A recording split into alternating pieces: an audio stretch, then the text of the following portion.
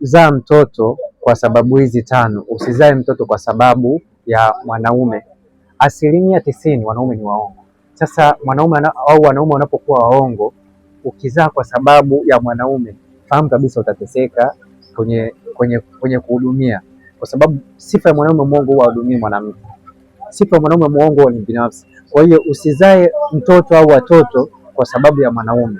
Zaa mtoto kwa sababu hizi tano ambazo nitaweza kuzitaja. Na 90% kubwa wanawake waliopo kwenye ndoa au kwenye mahusiano ambao wametegesha kitumbua chao kwa ajili ya kupata mimba, wengi wao wamejikuta napitia eka za changamoto za maisha kwa sababu wamezaa kwa ajili ya mwanaume. Kwa hiyo kama wewe ni mwanamke haujazaa, usizae kwa sababu ya mwanaume, zaa kwa sababu hizi tano.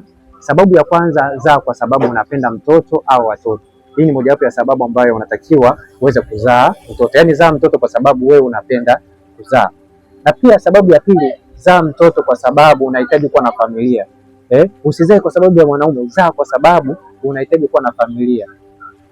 Na pia sababu ya tatu, zaa kwa sababu unahitaji kuwafurahisha wazazi wako, kwa sababu kuna umri ukifikia wazazi wanakuwa wanahitaji waweze kuona wajukuu au wajukuu. Kwa hiyo zaa kwa sababu ya familia inahitaji kuona wajukuu. Usizae kwa sababu ya mwanaume.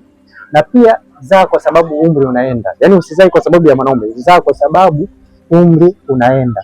Na pia sababu nyingine, zaa kwa sababu ya wajibu, kwa sababu ni wajibu wa mwanamke kuzaa kama ana kizazi. Usizae kwa sababu ya mwanaume.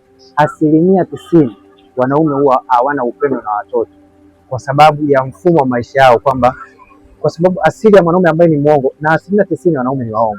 Kwa hiyo huwa ni ngumu sana kuweza kuhudumia familia. Ukitaka kuamini hilo, mwanamke anapozaa mtoto alafu huyo mwanamke akamwacha mumewe akaenda sehemu tofauti na mumewe, pesa atakayokuwa anatumia huyo mwanamke atakuwa anatumia 5,000 na unakuta ana watoto zaidi ya 5. Kwa hiyo ni muhimu sana kuweza kujua kwamba usizae kwa sababu ya mwanaume, zaa kwa sababu hizi tano ambazo nimeweza kuzitaja, kwa sababu 90% ya wanaume hawana upendo na watoto kutokana na mfumo wa maisha yao. Kwa hiyo ni muhimu sana kuweza kufahamu hilo, kuzaa kwa sababu ambazo nimeweza kuzitaja. Lakini pia nikukumbushe, kama mumeo au mpenzi wako ana tatizo la upungufu wa nguvu za kiume, hakikisha unamnunulia hii dawa. Hii dawa inauzwa shilingi 10,000. Unaweza kunicheki WhatsApp kupata hii dawa. Naitwa Isaac Kanyankole, asante na karibu.